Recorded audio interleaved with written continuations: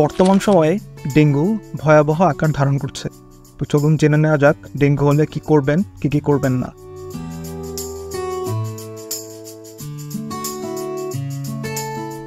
Dengue রোগটি ভাইরাসজনিত রোগ। সাধারণত জুলাই থেকে ডেঙ্গুর প্রকোপ শুরু হয়। ডেঙ্গুর প্রধান লক্ষণ হচ্ছে জ্বর। সাধারণত 99 থেকে 106 ডিগ্রি ফারেনহাইট পর্যন্ত তাপমাত্রা উঠতে পারে। জ্বর টানা থাকতে পারে, আবার ঘাম দিয়ে জ্বর ছেড়ে দেওয়ার পর আবারও আসতে পারে। এর সঙ্গে শরীরে ব্যথা, মাথা ব্যথা, চোখের পিছনে ব্যথা এবং চামড়ায় লালচে দাগ বা ফুসকুড়ি দেখা যায়।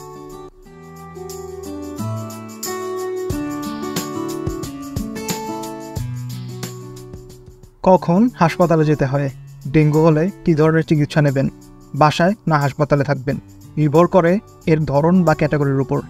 ডেঙ্গু জ্বরের 3টি ধরন বা ক্যাটাগরি আছে, যেগুলো হচ্ছে এ, বি ও সি। প্রথম ক্যাটাগরির রোগীরা স্বাভাবিক থাকে, তাদের শুধু জ্বর থাকে। অধিকাংশ ডেঙ্গু রোগী এই ক্যাটাগরির। তাদের হাসপাতালে ভর্তি হওয়ার কোনো প্রয়োজন নেই, বাড়িতে বিশ্রাম নেওয়াই যথেষ্ট। বি ক্যাটাগরির ডেঙ্গু রোগীদের হাসপাতালে ভর্তি হওয়া লাগতে পারে। কিছু লক্ষণ যেমন পেটে ব্যথা, বমি, ডায়াবেটিস, স্থূলতা, অন্তঃসত্ত্বা, জন্মগত সমস্যা, কিডনি বা লিভারের সমস্যা থাকলে হাসপাতালে ভর্তি হওয়াই ভালো। সি ক্যাটাগরির ডেঙ্গু জ্বর সবচেয়ে খারাপ। এতে লিভার, কিডনি, মস্তিষ্ক ক্ষতিগ্রস্ত হতে পারে। কিছু ক্ষেত্রে নিবিড় পরিচর্যা কেন্দ্র বা আইসিইউর প্রয়োজন হতে পারে।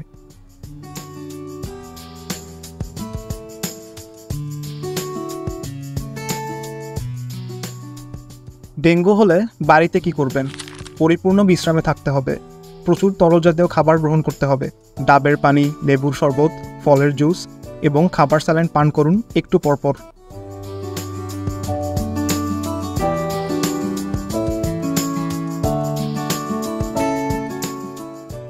ডেঙ্গু জ্বর হলে প্যারাসিটামল খাওয়া যাবে। স্বাভাবিক ওজনের একজন প্রাপ্তবয়স্ক ব্যক্তি প্রতিদিন সর্বোচ্চ 8টি প্যারাসিটামল খেতে পারবে। কিন্তু কোনো ব্যক্তির যদি লিভার, হার্ট এবং কিডনি সংক্রান্ত জটিলতা থাকে, তাহলে প্যারাসিটামল সেবনের আগে অবশ্যই চিকিৎসকের পরামর্শ নিতে হবে।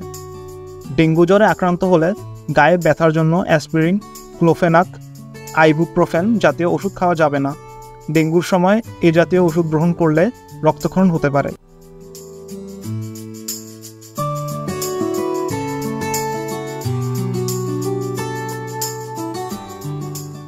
ডেঙ্গু হলে যা করবেন না।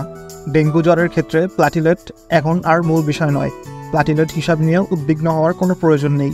প্লাটিলেট কাউন্ট 10,000-এর নিচে নামলে বা শরীরের কোনো জায়গা থেকে রক্তপাত হলে প্রয়োজন বোধে প্লাটিলেট বা ফ্রেশ রক্ত দেওয়া যেতে পারে। এ ধরনের পরিস্থিতি খুবই কম দেখা যায়। অনেকে বলেন পেঁপে পাতার জুস ইত্যাদি খেলে প্লাটিলেট বাড়ে। আসলে এসবের কোনো ভূমিকা নেই। জ্বর কমে যাওয়ার পর সংকটকাল পেরিয়ে গেলে আপনা থেকেই প্লাটিলেট বাড়তে শুরু করে। জ্বরের শেষের দিকে রক্তচাপ কমে যেতে পারে, অথবা মাড়ি, নাক, মলদ্বার ইত্যাদির দিয়ে রক্তপাত হতে পারে। এরকম হলে প্রয়োজনে শিরাপথে স্যালাইন দেওয়া লাগতে পারে। এসব ক্ষেত্রে তাই হাসপাতালে ভর্তি হতে হবে।